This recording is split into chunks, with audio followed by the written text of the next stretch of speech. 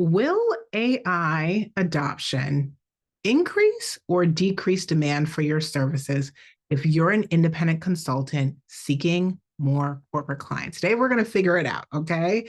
Because I think many folks kind of fall into one of two camps. They're either full steam ahead, right? Figuring out all the prompts, adopting it into their packages and services and the way that they deliver transformation in the market, or they're totally opposed to it, right? And really not a fan, right, of leveraging AI in the context of their business. I kind of see these one of two camps popping up. And I think there's a little bit of nuance here. So recently I was listening to a podcast called I've Got Questions.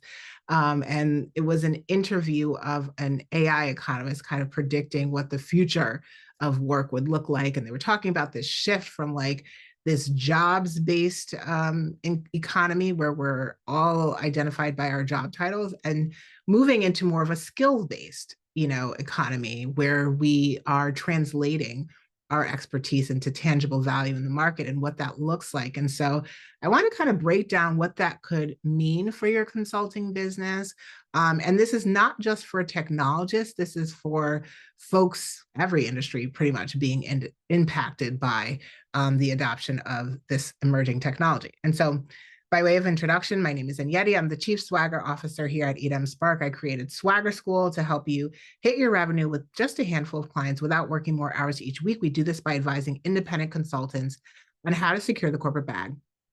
And in a previous life, it was my job to lead emerging technology implementation. So think digital transformation projects, mobile telemedicine, like different types of, emerging technology projects, really translating that from idea through execution to build new products and services out there in the marketplace. Many organizations would hire me, right, to come in and help them figure out what comes next, right? How do we prepare for the future? How do we innovate so that we don't become the next Blockbuster or BlackBerry or Kodak, right? Where our current model becomes obsolete, our current infrastructure, our products and services, right, are no longer needed in the current environment because there's been this rapid transition, right, to a new way of working.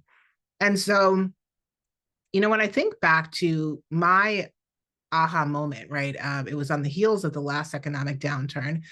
And I had literally just gone through this experience of seeing this massive regulatory policy shift impacting my entire industry.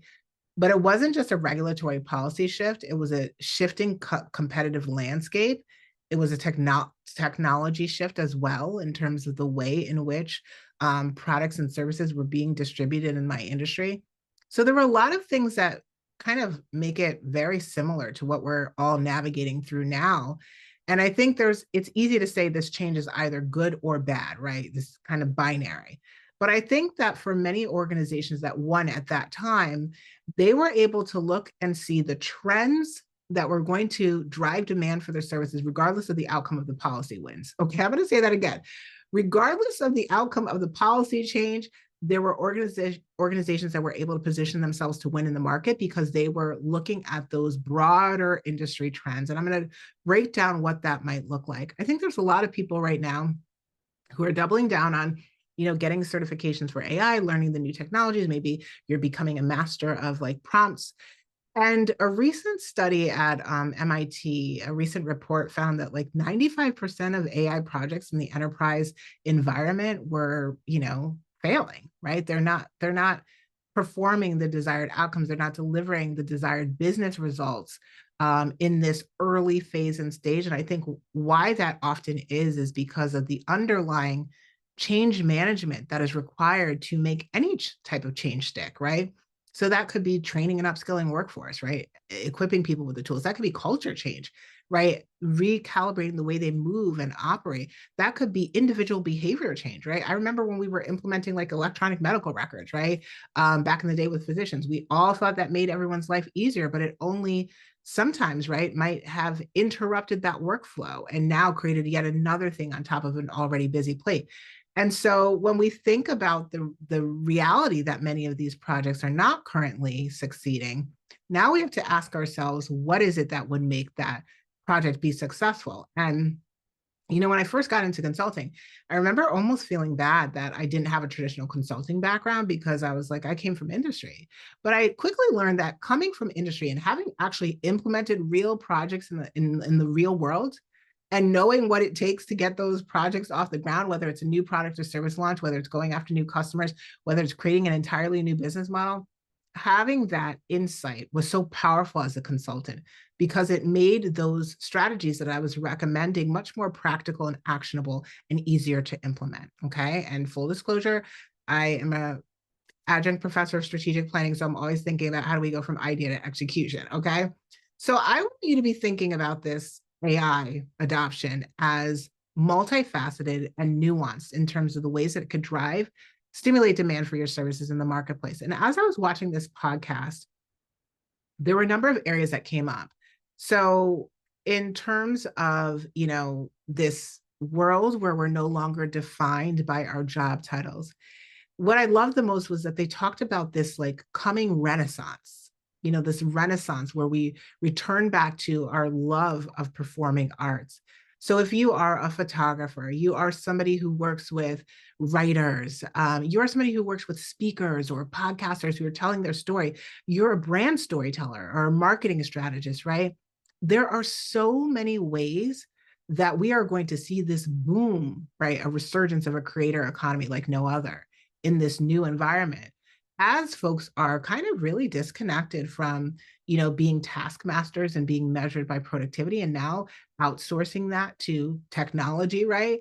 Now they're free to innovate and create and ideate, and they're going to want to return to, right, that love of the performing arts. So we can sometimes see this as like, oh, we're being replaced by this technology if you are in one of those fields. But I want you to also look ahead to what is to come, which is that there will be only increased demand for those services, and now start to be thinking proactively about which areas of an organization do you want to target, right? I had a photographer that I worked with who I was preparing my speaker website. And so they came with me to a few speaking gigs to get some footage for my website. And she does headshots with organizations. So she partners with big banks and different organizations to do their company headshots. And so there are so many ways when you think about your skill and your craft, right? Not everything's going to be outsourced to AI. There are going to be organizations that value your expertise. And now is the time to think creatively about, okay, who would actually benefit the most from my services? The other area that they predicted that would be a boom, right, in terms of growth would be anything around like social connection and human services, so like social services. So, and we have seen this, we serve a lot of like nonprofits in the residential living and home health space. And they are like not skipping a beat, right, in terms of the increased demand for services. And I think this is related a lot to the changing demographics, baby boomers getting older, needing more services, right? That if you are in that space, like that's just going to continue to grow, right, in demand for the months and years to come, right? In terms of all of the different social services and supports that someone might need to grow old while living in their home, or to feel connected or served and taken care of, right? Through a variety of facets. So a lot of those social services and human connection type things that you can't replace with technology, right? Only going to increase. And many of the organizations that are, really making big bets on AI, they're betting a lot on health and human services, right? So really thinking about those use cases and the role that you play in that environment can be so powerful in terms of opening and identifying opportunities for you to grow in the future. The other areas that they predicted that would grow in is really thinking about folks who are, in that financial well-being space.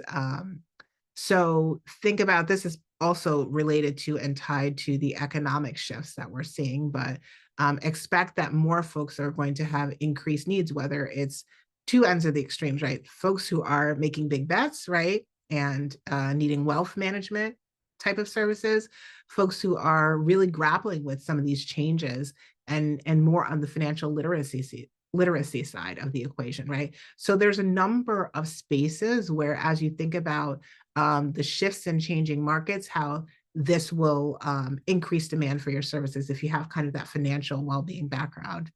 Other spaces that are going to continue to grow as we're navigating the road ahead would be in the mental well-being space, right? Mental well-being. So if you are a therapist, if you're a relationship expert, if you are a life coach, right, who works with people navigating through uncertainty and change, right? We have seen this, right? Increased demand through the pandemic, but this is only going to, be multiplied, exponentially as we move into the months and years to come.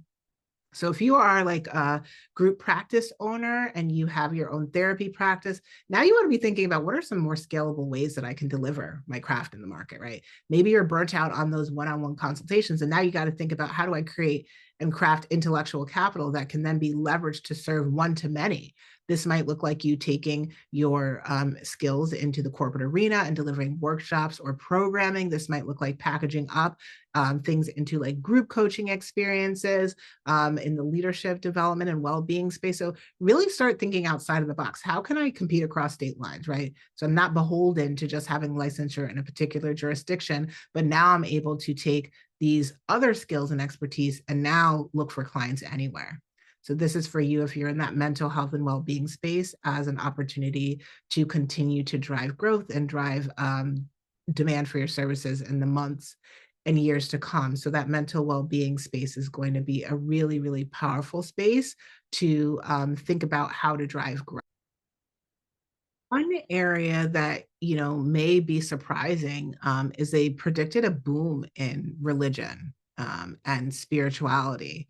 And so this is an area, if you work with churches or faith-based organizations, if you are into things like human design and soulful leadership, right? Like there are so many aspects where folks are going to be looking for more holistic solutions, or maybe you're a marketer that serves churches, right? Like just thinking about it's not just AI and how I can, leverage growth in a particular technological area.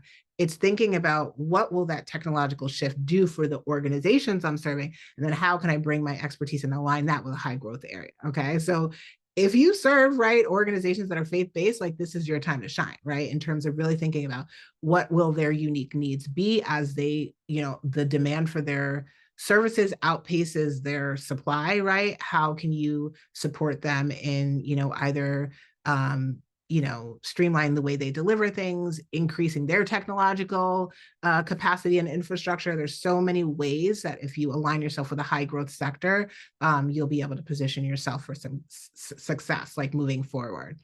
And then I think one that's always there is like leadership development. I mean, this is a timeless one, right? Because if you think about the way in which we're so used to getting all of our everything, identity, financial sustenance, self-esteem from our jobs, right? Historically, but even professional development, right? And coaching and training. And as we move into this world, right, there's been these projections that like by the year 2030, over 50% of the US labor force will be freelancer, right? Self-employed. There's also going to be this boom in this like micro business segment, right? Which is where I think folks who specialize in the B2C space, right? This is an opportunity for you to serve B2B smaller businesses, right? And this is an opportunity for you to really think ahead to what will those unique needs actually be. And this is where I think many folks who are already entrepreneurs now, who already have their businesses going up and running and understand the landscape of whether it be online marketing, whether it be client acquisition, whether it be delivery, right? And operations. Like there are so many ways that these micro businesses are going to need support. So I would see leadership development, HR consultants, organizational culture consultants, executive coaches, right, being in increased demand as we see this proliferation of all of these micro businesses. There was one, projection where they said, we're going to have all like businesses of one powered by AI agents and assistants, right? What does that world look like? And then what do those needs look like in that new space? And then I think for those who are going analog in a digital world, like, this is me now, my career coming full circle, right? Having started with emerging technology and digital and mobile and adoption of all of these things. And now coming full circle, right? We're returning to some of those more, what people typically call soft skills, right? soft skills, but it's like those relationship building skills, negotiation skills, right? Developing strategic partnerships skills, right? Like those things that feel like soft skills, but are going to only be increasingly important in a world where it's hard to discern, right? The real from the fake, right? It's hard to discern. Can you trust that that's somebody's like voice and name and likeness, right? Like, so there's so many things where real human connection, real trusted relationships are only going to increase in value. And this gets back to how corporate buyers actually purchase services. So, I formerly was a corporate buyer, I used to sit on the other side of the table, responsible for hiring vendors and consultants and contractors, just like you, on behalf of the largest global brands. And so this relationship building piece can be so powerful in terms of really setting you apart from the pack. So you don't feel like you're running your lead generation like a lotto, right? Like where it's like you're doing RFP after RFP, hoping to be picked out of, the hat. This is an opportunity for you to proactively build your pipeline, proactively build the relationships that you're going to need down the road, and do the business development that you will need to set the stage for your success. Right. So as we build the workforce of tomorrow, I want you to know there's a different set of skills that are required to win. Right. It's the future. Reid Hoffman recently shared the future of careers is entrepreneurship. Right. This is the co-founder of LinkedIn saying that the future of careers is entrepreneurship. And I think this is the time for us to get ahead of the curve. So I invite you to join us. We are currently enrolling new clients here at Swagger School to join us inside our Swagger School programs. Our Swagger School membership is an opportunity for you to build a thriving corporate pipeline in under 30 minutes a day. We're going to be giving you proven outreach strategies, lead generation methodology that will support you in identifying more highly qualified, high caliber corporate clients so that you can fill your pipeline heading into 2026. Now, Swagger School Mastermind is a great fit for you if you are having, had a number of organizations under your belt, you are ready to take things to the next level and create a more repeatable sales system. You want to kind of restructure your corporate offer suite, think about your pricing strategy, think about your delivery model in new ways so that it's more scalable, more sustainable. Maybe there are personal motivations like family planning, or you want to take a sabbatical, things that are driving you to want more freedom in your business. Our mastermind is a brave and bold space where you can build the business that you want on your terms. Okay. This is an opportunity for you to create a repeatable sales system to go after bigger contracts. And then lastly, if you're going through a transition and you have had more B2B business than you can handle and you're ready for some one-on-one support, this is an opportunity to work with me inside our VIP experience. Our Superstar Swagger Strategy VIP experience is for you if you want to actually kind of think about how do you take yourself out of the day-to-day? How do you delegate more? How do you restructure your delivery model in a way that really centers your intellectual capital?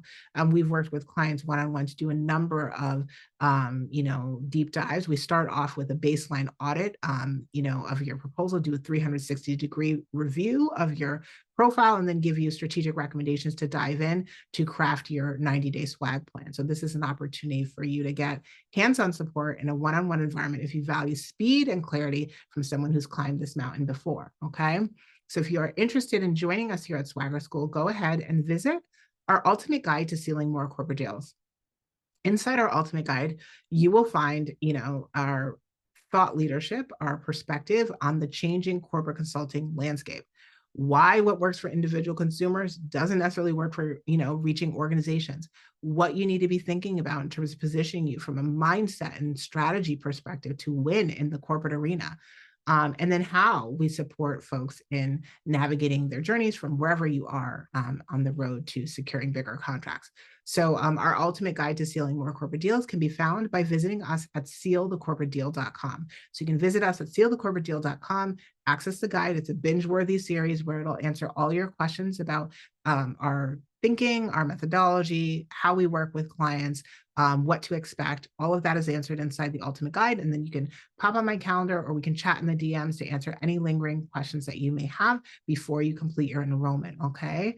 Until next time, stay safe, be well, and always remember to get your sparkle on. And I look forward to supporting you in your business, advising you right from a strategic perspective to be able to thrive and flourish in the age of AI and beyond. I'll talk to you soon. Bye-bye.